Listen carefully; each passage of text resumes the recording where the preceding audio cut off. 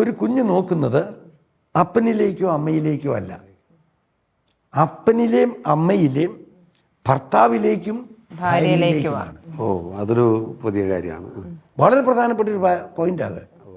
ഓരോ കുഞ്ഞും നോക്കുന്നത് നമ്മൾ പറയുമ്പോൾ അപ്പനെ കാണുന്നു അമ്മയെ കാണുന്നു അല്ല, അവരിലെ ഭാര്യ ഭർത്താക്കന്മാര് ആ ബന്ധത്തിന്റെ എങ്ങനെ പരസ്പരം സ്നേഹിക്കുന്നു, എങ്ങനെ പരസ്പരം ക്ഷമിക്കുന്നു, എങ്ങനെ വിട്ടുവീഴ്ചയ്ക്ക് തയ്യാറാകുന്നു, എങ്ങനെ വാശി പിടിക്കാതെ തോക്കാൻ തയ്യാറാകുന്നു. അത് സത്യം കേട്ടോ. കാരണം ഇപ്പോഴത്തെ യുവാക്കൾ പലപ്പോഴും പറയുന്നൊരു കാര്യം ഇതാണ്, എന്തിനാണ് ഈ വിവാഹം?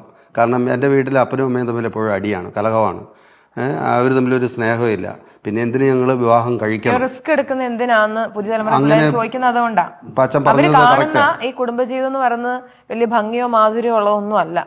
പിന്നെ എന്തിന് നമ്മൾ അങ്ങനെ ഒരു റിസ്ക് തലയിലിട്ട് എടുത്തു വെക്കണം? സ്വന്തമായിട്ട് തന്നെ ജീവിച്ചാൽ പോരെ എന്ന് കുഞ്ഞുങ്ങൾ ചോദിക്കുന്ന ഒരു കാലത്തിലേക്ക് വരുന്നത് അതുകൊണ്ടാണ് എനിക്ക് തോന്നുന്നു. അച്ഛൻ പറഞ്ഞ പോലെ നമുക്ക് നല്ല മാതൃകകളാകാൻ പറ്റുന്നില്ല.